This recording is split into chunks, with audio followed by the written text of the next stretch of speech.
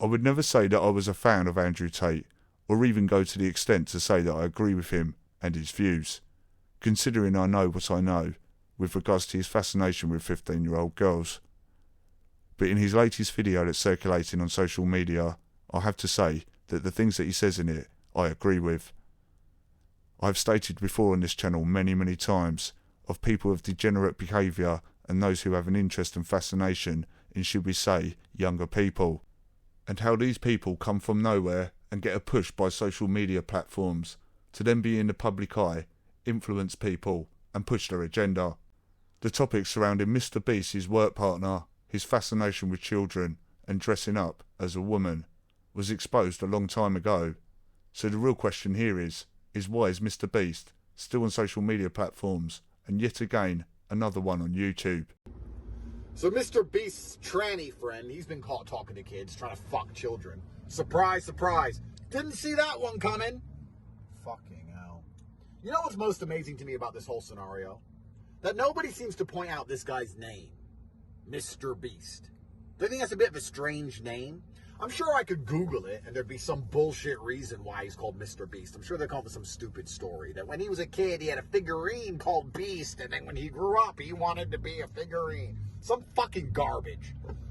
Why would the largest YouTube channel with an affinity towards children in the world be named after the beast from the devil? Why would that happen? Is that a coincidence? Considering the fact that you don't get to become the largest YouTube channel in the world without permission from the Matrix. Because they throttle the accounts they don't like. And they take subscribers off, and they prevent the accounts that tell the truth from getting views. If you're getting that many views and that many subscribers, it's because they're pushing you to the front with the algorithm. They want the kids to see you.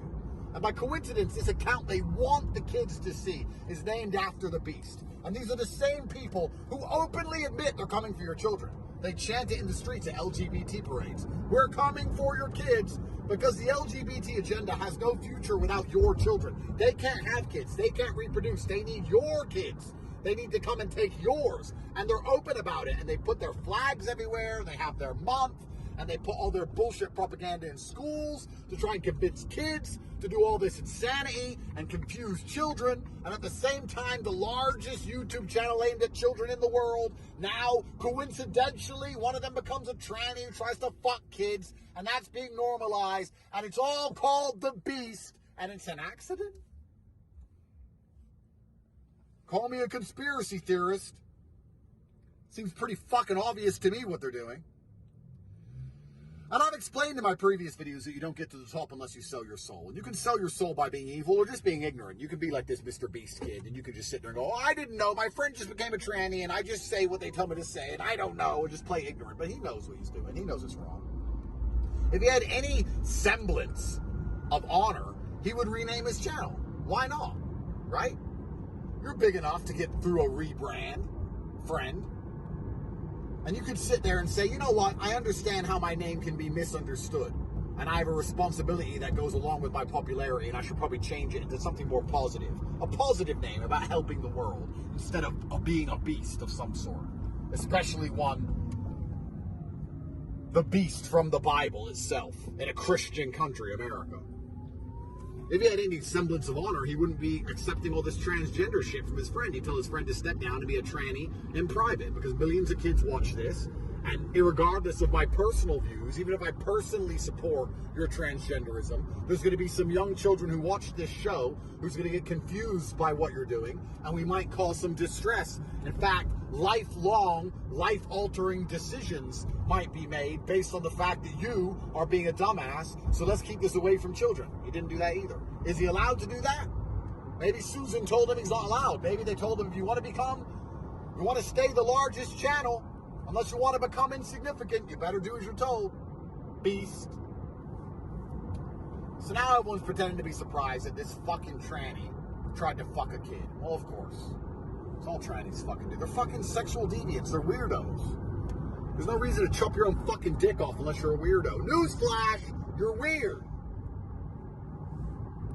I'm actually going to blame the parents here, because if my children tried to say, I'm watching a beast channel about a beast. I mean, what the fuck? No, you're not. Stop. Read the Quran. Sit the fuck down. But I guess the parents are like, well, my kid likes that show. I mean, you're a fucking dumbass, and so is your stupid fucking kid. And this is how they get to get away with what they're doing. The parents are losers, and the people are evil, and the children are gullible.